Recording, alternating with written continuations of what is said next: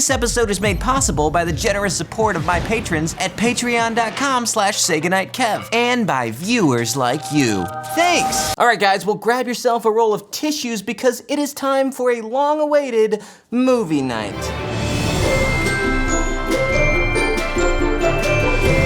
Now, I don't think there's a film that you guys have suggested for me to review more than the film that we're gonna talk about today. Maybe some of that has to do with the fact that I've reviewed almost all of the other films that these guys have made, but, you know, seriously guys, it feels a little bit like you just want to see me in pain. I'm talking, of course, about the fourth film by show favorites, the Kendrick brothers. Now, this is the only major release of theirs that I have yet to review, and I've started to see in the comments people are speculating why I haven't reviewed it. Some have even suggested that maybe I haven't reviewed it because I actually liked it. And, well, really the main reason is because I haven't seen it yet. As to whether I liked it or not, I guess that's what we're here to find out today. Like I said, this is the fourth film by the Kendrick brothers, coming right off of the financial success of Fireproof, but just before they let the fame go to their heads, could this be that magical Kendrick brothers sweet spot? Really, there's only one way to find out, and that's to jump right into it, so grab your popcorn, and let's get ready for my review of Courageous. Once upon a time, somewhere in Georgia. You know, I do have to respect that up to this point in the Kendrick brothers' career, they have successfully avoided voiceover. All right, so we got a guy filling up at the gas station. This is getting really riveting. Wait, hold on.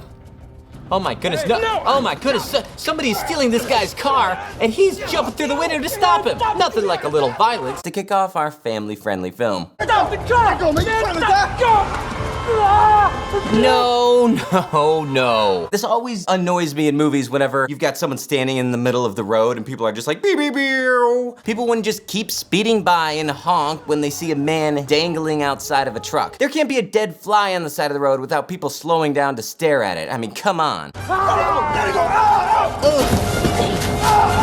Doink! After the crash, the bad guys run away. Fortunately, this lady stops to help. Of course she would stop because she's...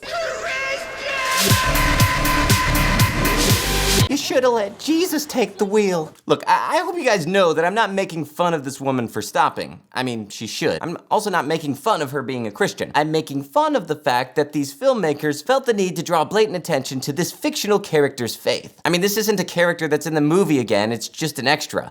Don't worry about the car. I'm not worried about the car. Oh, you're not? Then what are you? What?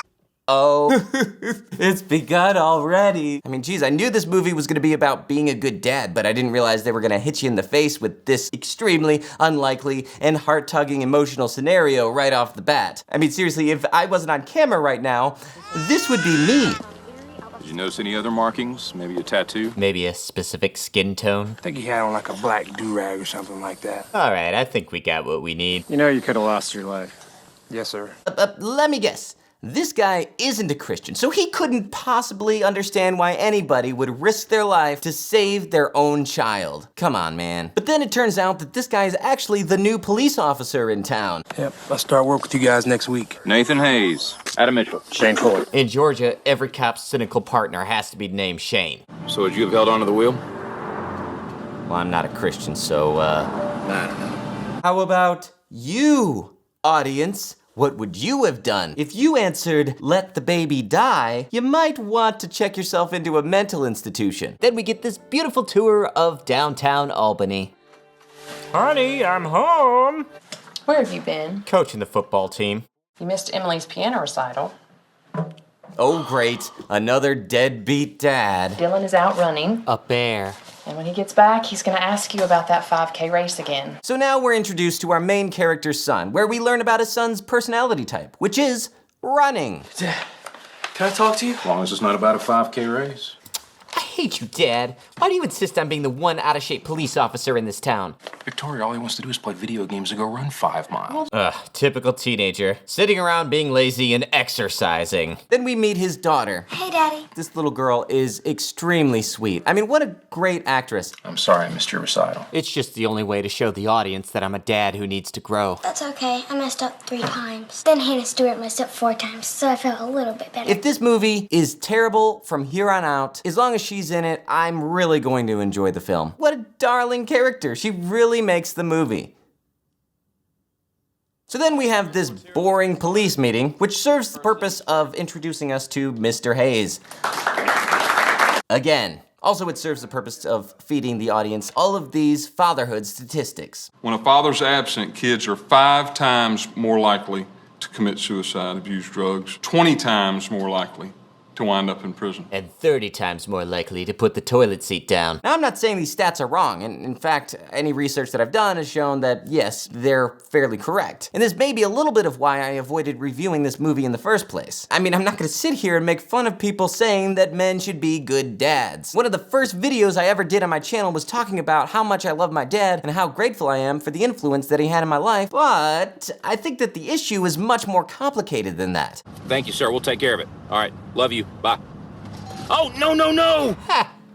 That was funny. Then we get this scene with a lot of police things happening. Doesn't serve a whole lot of purpose. I guess it kind of lets you get to know these people's personalities. We get to see a cop chasing some black men down the street. I could make all kinds of jokes about that, but everybody would misunderstand the sarcasm, so I'm just gonna skip on to the next scene.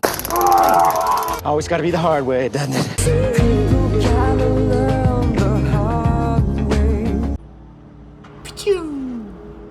I'm gonna go get my pharmaceutical license and then work for that guy until he fires me for theft. Honestly, you know what this movie really needs? It needs another character and probably a representation of another minority. Enter Javi and his wife. Honestly, Javi is my favorite character in this entire movie. In fact, his whole storyline is my favorite. I mean, I'm not saying these performances are like Oscar winning. What are you doing home? They let me go. Marcos needs shoes. I tried to tell him, Carmen. I don't know. I don't know if it's accurately representing culture or if it's just being stereotypical, and I don't know where those lines meet, but I will say they're definitely having a lot of fun with their role. It's $300. Maybe you could buy another husband. All right, so we get this scene, and honestly, this is probably, in my opinion, the best written scene in the entire film. That shirt's a problem. You don't like my shirt? I mean, the banter here is good. It really feels like you're, I don't know, going somewhere, riding in the truck with a friend. I mean, it's not complicated, but it feels pretty natural. Emily, what do you think of my shirt? I love it. Your daughter loves my shirt. Yeah, my daughter's 9 years old. I don't know why they felt the need to do this, but they happened to slip in the exact age of every kid in this movie. Why? It's weird. You know, a third of my paycheck goes to alimony. Let's talk about this later. What's alimony? It's a real bad condition Mr. Shane has. Makes him wear ugly clothes. Hey. Lying is good. All right, enough of that realistic feeling scene. I think the audience hasn't cried in a while. Oh, I've heard this before. Who is it? No, sweetie, what are you doing? So while they wait in the car for the guy to do whatever he went inside to do, the little girl decides she wants to get out and dance all over your heartstrings. This is a parking lot. This is not where people dance. Daddy, please, just for this song, come dance with me, Daddy. No, seriously, this is the most heart-ripping scene ever. You dance right here and I'll watch.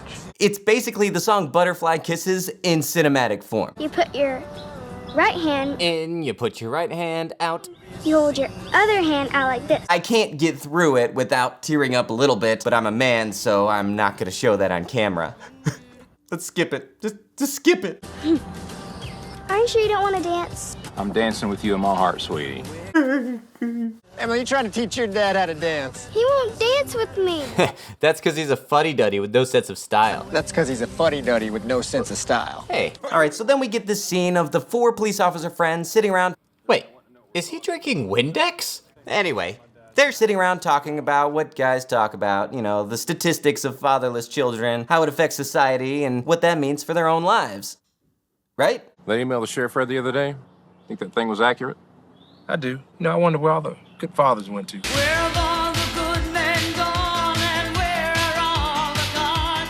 Then they all share sad stories about their own fathers. Look, it's not like I don't love the guy, but it's kind of hard to respect a hypocrite. My dad had 6 children from 3 different women. Wow, these guys must really be police officers because of how convicted I feel right now. Seriously though, hopefully at least one of these stories will make you feel guilty. I talked to my man Javier. He's available next week, but he wants $150 a day. Call him. Okay. I'll call him. Let's go see what our best friend Javi's up to. What's up, Javi? I got the job, but I need to leave right now. All right, he's got a job. Oh, man, I just hired the last 3 guys I need. Sorry, man, we're good to go here. I can do most anything. Turns out whenever he gets there, they don't need him anymore. So he walks away from the job, doesn't know what he's gonna do because his rent is due and he doesn't know how he's gonna take care of his family. He begins walking down the street and praying. Seriously, I just wish that this movie was only about this guy. I think the storyline works even if we didn't know anything about any of the other characters. I mean, yeah, I guess then we'd have another Kendrick Brothers movie about a guy who's worried about his job, but still, I like this guy. Then a miracle happens. Hey! Javier! That's right, a voice out of nowhere calls Javi's name and tells him to come and work for him. Not paying you $150 to stand in the street! This is really funny. Okay, so maybe it's a little bit racist or culturalist or whatever. Apparently the guy who the policeman's friend was going to connect him with also was named Javi and was supposed to show up and work for him. Javier is walking down the street, gets mistaken as a different Hispanic guy named Javi. Javier, right? Yes. And it's a surprisingly fun and charming plot point. Though again, I think this would work better if we didn't even know who the Kendrick Brothers character was. That would be an even better plot point and a fun little twist. In fact, I think that what I'm gonna do while I'm editing this review is also cut together a Javi cut of Courageous. I'll put the link at the end of this review, and you tell me that that's not a better film. So, here's a fun little Easter egg in the Kendrick universe. He's sitting here watching the news where they're reporting about the fire that happened in Fireproof. The Turners escaped, not knowing that their 7-year-old daughter Lacey was still in. And while we're on the subject, I missed this because I hadn't seen this movie before, but check out who the police officer is here in War Room. So then we go through some other stuff, and then we get more of the four guys sitting around talking, and we find out that Javi is not the Javi that we thought he was. What are you talking about? He's been helping me with my shed for 3 days. But you guys aren't talking about the same dude. I'm thinking the same thing. I mean, So the Kendrick brother rushes back to the house, they work it out, and it fizzles out into nothing. What a missed opportunity. Then we get this thing about how the new guy's daughter wants to date this kid, and the dad says, no, you can't, because he's a gang member, and you know what? Good for that dad. Then we cut back over to Javi and the Kendrick brother, and things are going fantastic until everything goes wrong. What's wrong? Emily, she's been in a wreck.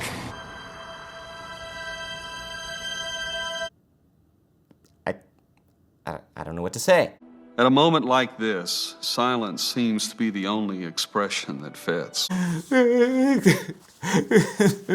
Guys, I can't go on. I'm so sad. I can barely even point out that there's an insensitive cameo of the dad from Facing the Giants right there. Hi, I'm a tree. I'm a tree. Oh man, this movie is just, it's too intentionally sad. Like it's trying so hard to make you cry. I can't make jokes about this. Let's skip on to something I can make fun of. Okay, so for the next, I don't know, say 20, 30 minutes, everybody's sitting around being sad. Make sense of this for me. No thanks.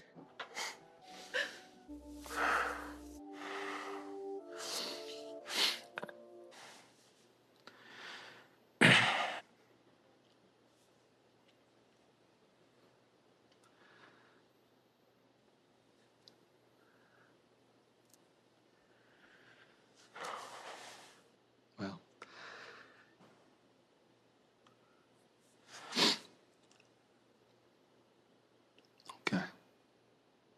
6 weeks later. Adam, bye. Love you. Thank you, sir. We will. Love you. Bye. Okay. Ha! He did it again! Hello?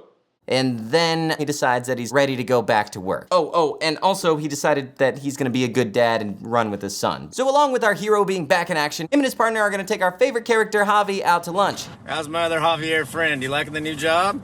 yes, very much. Thanks to Adam. But as they're on their way, they get a call that they have to handle police business. So then you get the funniest scene in the movie, or at least they'd like you to believe it is, and it's not bad. It's Javi being funny, which is great, you know, and after having spent the last 20 minutes crying, it's a nice change of pace. You know, I started a gang once.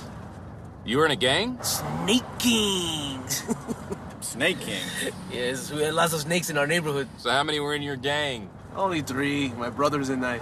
So this gives Officer Adam a hilarious idea for when they're transporting this real-life gang member. The Snake Kings, you ever crossed them? We got their leader in the back. Hey, hold on, man. I don't want to be in the car with no Snake King. Batido. Hey, man, hey. Just calm down. If he wanted to kill you, you'd be dead by now. Oh, it's the funniest thing I've ever seen. Oh, my. Oh, man. Wasn't that fun? Enough laughter, though. Let's cry again. Look, again, this isn't a bad thing. They do a fine job taking you through the grief of the family, dealing with all of that, and honestly, I'm not opposed to sad movies. I've watched plenty of sad movies and enjoyed them. But you definitely want to make sure you're in the mood for this kind of thing if you're gonna watch it.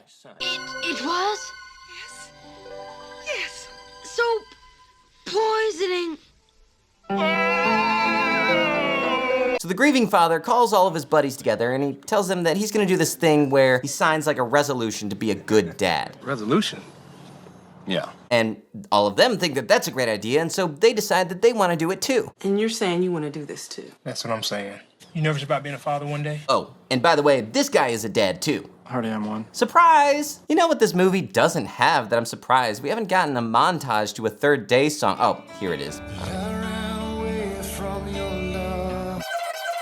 Anyway, after that montage is done, well, of course it's time for another montage. You might want to have these on hand because he's going to dance his part that he didn't dance with his daughter. This is definitely the ultimate field moment right here. Starting today, I don't want to hear how much you love me. It's inappropriate and it's unacceptable. And Corporal Mitchell, I got you. The classic Kendrick running gag. Then, of course, we get this wedding-esque ceremony to show the commitment these guys have to their kids. Yeah, it's pretty weird, uncomfortable. It's awkward. I mean, it feels like the type of crazy thing that this grieving father would have come up with. So I'm not sure what I expected. Anyway. Then we get this guy writing a sad letter to his baby mama. Then we get a sad story from the new guy. Wow, the sad Kendrick brother is spreading his sadness all over town. Let's go over to a Javi scene, please. All right, so at Javi's new job, he gets called into his office by his boss. Am I the only one who thinks this guy looks just like the boss from The Incredibles? Sit down, Bob. Am I right? I'm looking for an additional manager to oversee inventory and shipping. When you report the inventory, I'd like for you to report that we received 16 crates. What? But I'll need to know if you really want this job. Okay, this is stupid. I mean, come on, we know that this is some sort of test or something. Then we find out Adam is discovering his own workplace dishonesty. I was talking to Sanders. He said the drugs we found on Highland have already been logged in. Yeah, he told me that 24 bags were turned in. I thought I remembered 30. Oh, maybe his supervisor told him to write down less than there was. Maybe it's a test. It says here 24 went to the lab. Thanks, Sarge. Javi, if he lets you go, promise me that you will call me.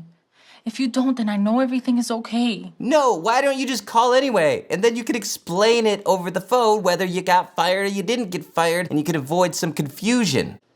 Come on, movie, let's move it along. We know they're both gonna do the right thing. Why do they always do this? This isn't creating the tension that you think it is. I cannot do as you have asked.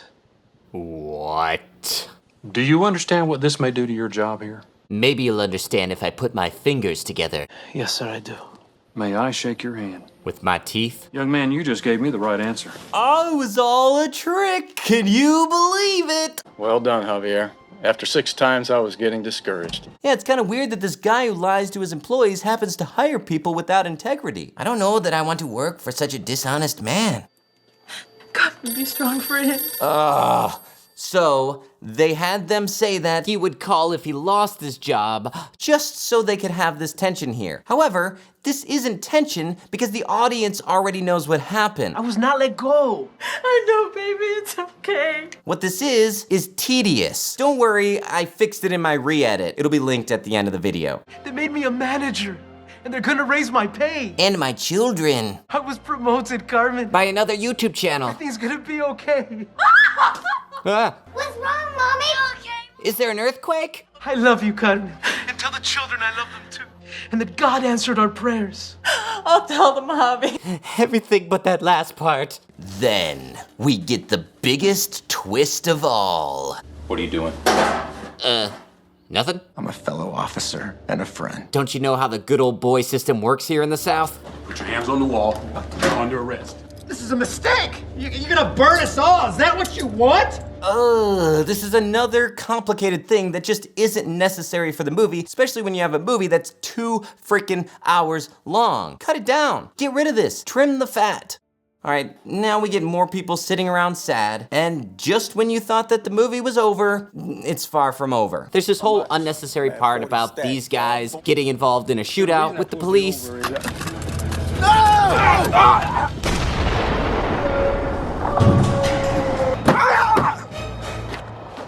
Stay back! Stay back! We're shooting a movie here. Oh, man. Oh, and then, what? No. What little kid would come outside when she hears gunshots? That's stupid. So these guys see her. The girl! We need leverage, man. We gotta get out of here. I got him. They're going after that girl. Who happens to be the same exact age as the daughter I lost recently. Oh, I guess I'll go inside now. However, the most unrealistic part about this is that those cops didn't empty their magazines into those guys, am I right? Oh, man. But fortunately, they catch up and wrestle him to the ground. Little known fact, the actor actually crapped his pants right there. Adam, you okay, man? Get the girl, help the girl. Save her! Save the girl! She's all right, man. She's with her dad. She's all right. Redemption? Well, I guess that would be a good place to end. And then the movie keeps going. This is worse than The Return of the King. Come on. I've preached on God's design for fathers. Then they have a sermon about what we've learned today. And so what we have learned applies to our lives today. Then finally, the movie is over.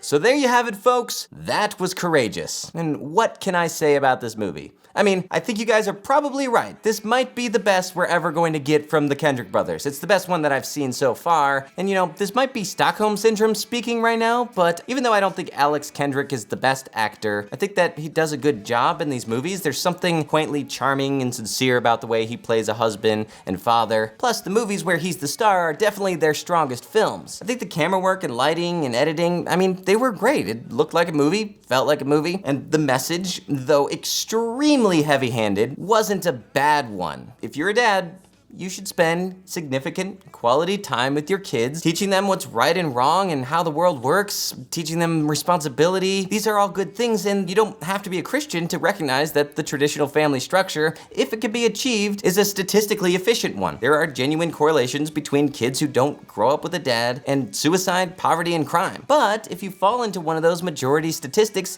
it doesn't mean you're doomed. I mean, kids who grow up without dads or without moms, they could still change the world. Each individual situation is different, which is why it's a little frustrating whenever a movie is focused on a broad statistic rather than just telling one person's individual story. While the acting is pretty subpar as usual, the biggest problem with this movie is the script. The dialogue is cheesy and juvenile, the story structure is convoluted and just all over the place. Way too much stuff is going on here. I mean, all they would need is just one simple rewrite. Take $1 measly million and pay, I don't know, like J.J. Abrams or Martin Scorsese or the Coen brothers or somebody to do just a quick rewrite of your film, and I think that that would tighten it up and trim the fat and make it a better movie. Simple mistakes are made in the script of this movie that make it seem like either the filmmakers are very simple-minded people or more likely, they believe their audience is very simple-minded. If we see a character doing something bad, we know that that thing is bad. You don't have to have a whole conversation about the bad thing and the reasons why it's bad. This is what I'm talking about whenever I say films are too preachy. If this was a film about a police officer who had lost his daughter and they were to explore the ramifications of that, it wouldn't be a terrible film. You would automatically make the audience think about the importance of spending time with the ones that they happen to love, because what if they lost that person? You could still have all of those lessons play out, but you would be exploring him learning lessons instead of trying to teach your audience lessons, because the audience can draw their own lessons from watching somebody else's story. A good movie that I recommend that is actually about this is Tree of Life. It's a little weird and kind of artistic, but I definitely recommend this movie because it's an exploration of asking the big questions of what it's like to lose a child. Brilliant film, highly recommend it. Honestly, I think you guys have enough material here to make 5 different movies at least out of it. But instead, you decided to take every single topic that was in your preacher's sermon series on fatherhood and cram it into this movie. So then we get a movie that spans issues like gang violence, losing a child, having a teenage daughter, what happens when your teenage daughter starts dating, honesty, mentorship, teenage pregnancy, reconciliation, salvation, divorce, unemployment, theft. I could go on for a very long time, but I think you get the point. In the end, you guys are right, it's probably the best Kendrick Brothers film so far, but it's still pretty bad. It's too long, too message driven, and way too sad for me to honestly recommend it to anybody. Some of you have asked me to do my percentage rating at the end of these long form reviews as well, so if I'm going to do that, I would say I would give this one